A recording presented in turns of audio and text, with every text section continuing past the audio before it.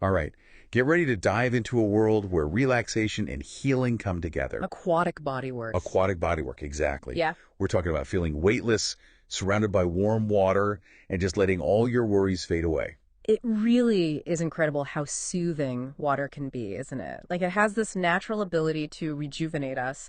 And the therapies we're going to explore today, they really tap into that power in some really unique ways.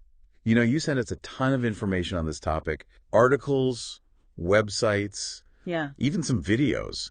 You must be ready to really get deep into this. Oh, absolutely. I'm fascinated by it all, from Watsu and water dance to some of those modalities that honestly I'm just learning about myself. There's just so much to uncover. It seems like there are so many different approaches, but also some common threads and philosophies that run through all of them. Definitely. Before we get ahead of ourselves, though, let's take it back to the beginning. Like, where did this whole concept of aquatic bodywork even come from? Well, a lot of people point to Watsu as the pioneer. It emerged back in the early 80s at this place called Harbin Hot Springs in California. Interesting. The creator, Harold Dull, was a Zen Shiatsu practitioner. And get this, he decided to try adapting those principles to a warm water environment. So it's like shiatsu, but in the water. Exactly. The name Watsu even comes from combining water in shiatsu. Oh, that makes sense. Yeah.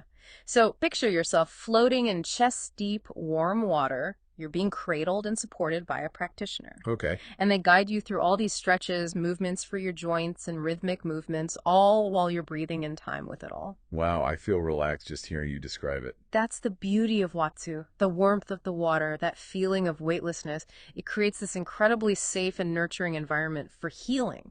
Now, you know, I've heard a lot about water dance, too. And from what I understand, it takes things even further, literally, by going underwater. Is that right? You got it. Okay. Water dance, also known as WADA, was developed in Switzerland by Arjana Brunschweiler and Amon Schroeder, and they wanted to create a truly three-dimensional aquatic bodywork experience. So they incorporated movements that take you below the surface. Underwater.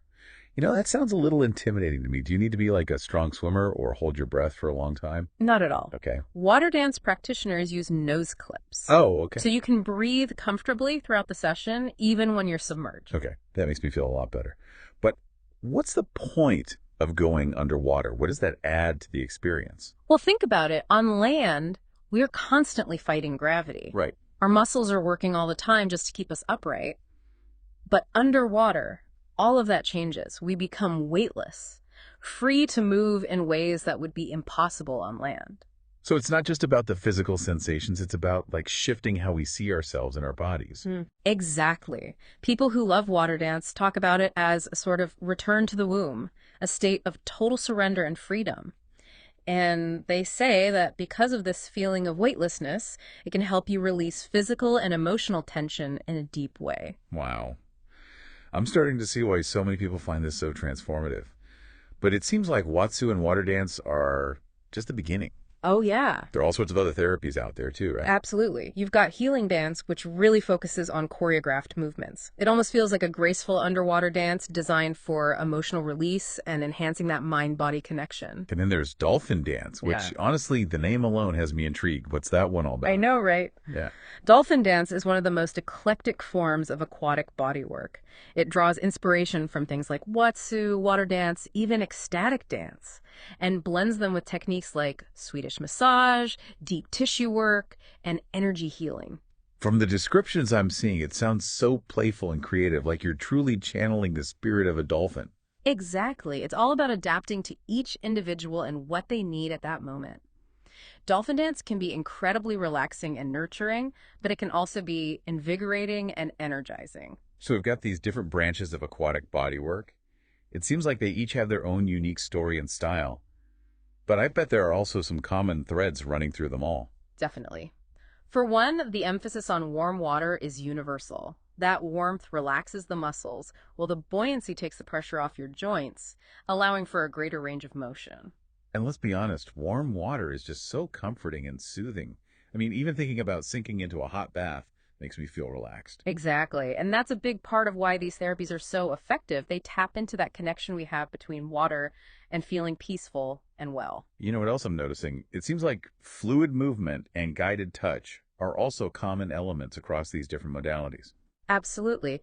Practitioners use gentle, flowing movements and rhythmic rocking to help your body move into different stretches and positions.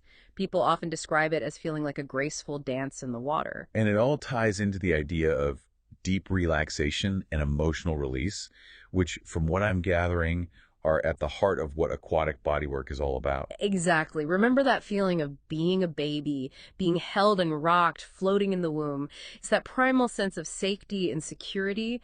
That's what aquatic bodywork taps into. It creates this space where you can let go of tension and reconnect with yourself on this deep level. It's fascinating how these therapies can evoke such powerful feelings and facilitate these profound experiences. But, we've only just scratched the surface here. We've got so much more to uncover. Next, let's really explore the specific techniques and benefits that make each of these modalities so unique. So, ready to dive a little deeper? Absolutely. Let's get into the details. Out of all these therapies, Watsu and water dance seem to really capture people's imagination. They're pretty popular, yeah. Maybe we can start there. Sounds good. With Watsu, you're floating in chest-deep warm water. The practitioner gently cradles and supports you. It's like surrendering to the water, letting it hold you. I remember you mentioned that Watsu was inspired by Zen Shiatsu.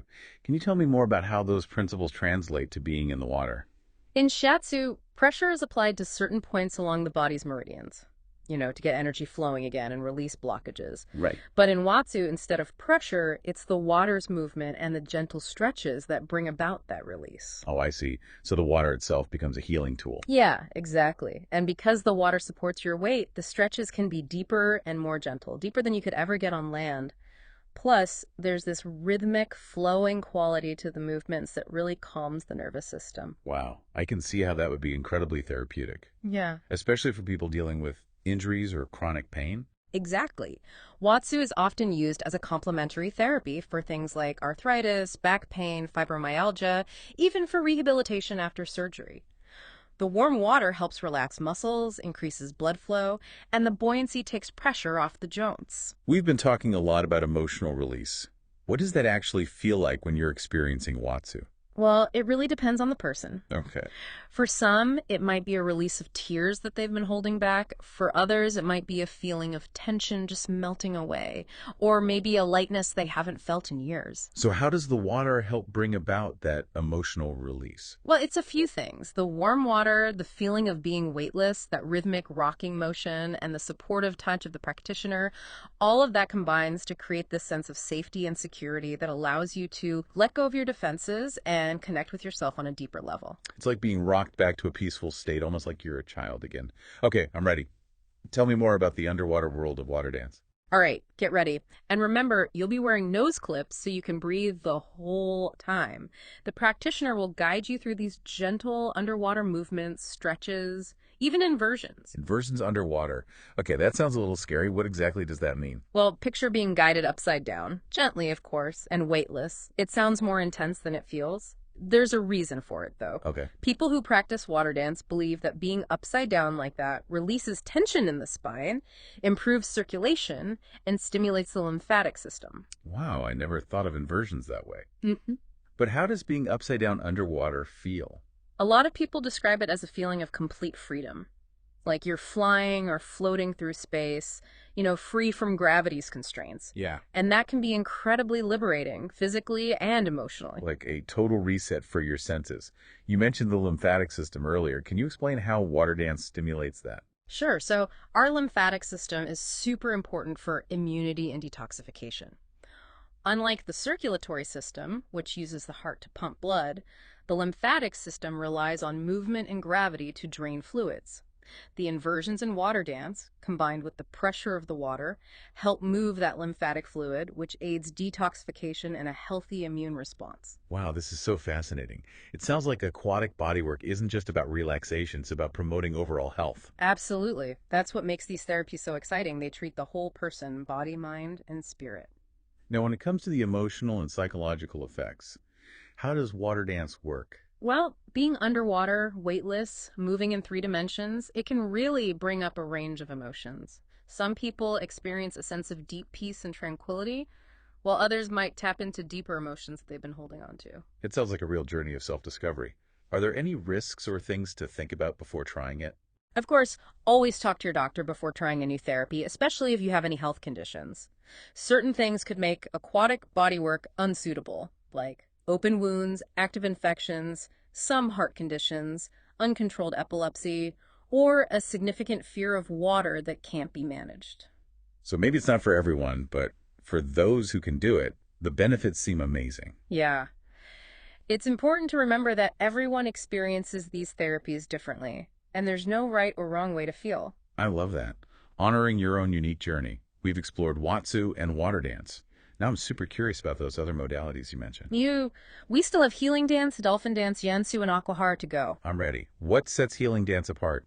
While Watsu and water dance can feel more improvisational, healing dance is based on a choreographed, flowing sequence of movements, almost like an underwater ballet, designed to get energy flowing again and promote emotional and energetic balance. You mentioned energetic balance before. Can you break that down a bit more for me? Think of it this way. In traditional Chinese medicine, energy, or qi, flows through the body along specific paths called meridians. Okay, I heard of those. Yeah, when these pathways are blocked, it can throw things off balance, both physically and emotionally. Healing dance works with those meridians, using movement and stretches to get that energy moving freely again. So it's more than just moving your body in the water. There's a real purpose behind each motion. Exactly. Healing dance is all about fluidity and grace, so it can be truly beautiful to watch and experience. Imagine being the dancer in the dance, moving effortlessly in the water, guided by the practitioner. Sounds amazing. Now, tell me about dolphin dance. I'm still hooked on this idea of embodying a dolphin in the water. Dolphin dance is all about that playfulness and freedom, that dolphins are known for. Remember how eclectic it is. It brings together techniques from Shiatsu, Swedish massage, deep tissue work, energy healing, even craniosacral therapy. So it's like getting a customized aquatic massage. Exactly. It all depends on what your body needs in that moment. It's like a conversation between your body and the water, guided by the practitioner. It's amazing how each of these therapies has its own distinct personality and approach. Now, what about Yansu and Aquahara? I know those are newer modalities. Jiangsu and Aquahara are interesting because they often draw on regional traditions and healing practices from where they originated. Oh, wow. So they're bringing in the wisdom of ancient healing arts into the water. I love how you put that. For example, Yansu has roots in Mexico and might use local herbs or essential oils, while Aquahara, which started in Portugal, often draws from Ayurvedic and Thai massage principles. So it's not just about the physical work. There's this deeper energetic and spiritual dimension to these therapies too. For sure. And because they're so personalized, Jiangsu and Aquahara can be really effective in addressing both physical and emotional imbalances. It's just incredible how aquatic bodywork has evolved into this diverse and multifaceted field of healing. It really is. And it speaks to the power of water to heal, renew, and transform us. These therapies are definitely tapping into that power. Oh yeah, we've only just begun to explore it. Wow, it's amazing how each of these therapies is so different. We've gone from floating peacefully in Watsu to inversions underwater in water dance to like becoming a dolphin in dolphin dance. Yeah. Like a whole underwater world of healing modalities. It really is. And to think we've only just dipped our toes in. Right. Before we finish out this deep dive, I wanted to go back to something you mentioned before. The idea of aquatic bodywork being a complementary therapy. Yeah. What does that actually mean? Well, it's an important distinction. These modalities aren't meant to replace conventional medicine. Right. Instead, they can be powerful allies in your healing journey. So it's more about finding a balance between different approaches to be well-rounded in your wellness. Exactly. Traditional medicine is great at addressing specific symptoms, but aquatic bodywork can address deeper levels of tension, physical and emotional, which play a huge role in our overall health. So can you give us some examples of how this might work? Of course. Let's say you're recovering from surgery. Aquatic bodywork can help improve your circulation, reduce pain and inflammation, and increase your range of motion. All of that happens while you're in this incredibly relaxing and supportive environment. I could see how that would be so beneficial while you're healing, like giving your body that extra bit of help. Yeah, it's true. And consider chronic pain, like arthritis, fibromyalgia, or back pain. These are conditions that can be made worse by stress. Oh, absolutely. And we know water can help relieve stress. Exactly. And if the water helps ease that stress, it makes sense that it could help manage the pain as well, right? That's the idea. Aquatic bodywork helps calm the nervous system, relax muscles, release tension. All of that contributes to reducing pain. I hadn't thought about it before, but it makes sense that it could also help address the emotional side of dealing with chronic pain. It's a huge part of it. Pain can be so isolating and emotionally draining. Aquatic bodywork gives you a space to process those emotions, to feel supported, and to reconnect with your body in a way that feels safe and gentle. This has all been so fascinating. But who can benefit from these therapies? Is it for everyone? Absolutely. These therapies are for people of all ages, body types, and abilities. That's amazing. So there really is a place for everyone in the water. There really is. Whether you're an athlete trying to improve performance, a senior citizen looking for pain relief, or someone who struggles with anxiety, or even if you just want to unwind and connect with yourself, there's probably an aquatic bodywork modality that's right for you. I love that. It's incredible how this field is constantly evolving and expanding to help more and more people. I know. I think as we learn more about the benefits of aquatic bodywork, we're just going to see it become even more popular. So as we wrap up our deep dive, what's the key takeaway? If you're looking for healing, a holistic approach to feeling good, don't underestimate what water can do. It's a source of life, renewal, and transformation. And these modalities are really harnessing that power in amazing ways. I really encourage everyone listening to keep an open mind and keep exploring. You might find that healing is waiting for you just below the surface. What a beautiful thought. And on that note, we'll leave you with this. Yeah. In a world that often feels so overwhelming and chaotic, maybe the answer is to simply surrender to the flow, to let the water guide us back to a place of peace, balance, and wholeness.